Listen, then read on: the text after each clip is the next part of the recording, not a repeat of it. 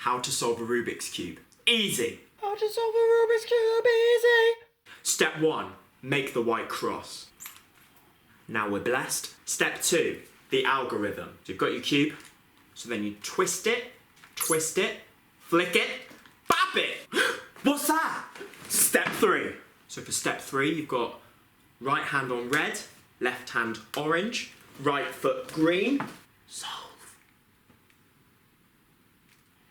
Step 4. That's not a step, that's just you putting your foot on the table. It's not too hard. Don't put this in. Orange.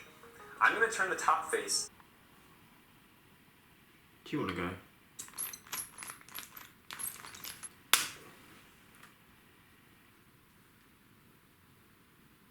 Thanks. Step 5. Whoa. Oh no, so 5. So you just hold the cube, close your eyes, and 3, 2, 1. Perfect. And there you have it.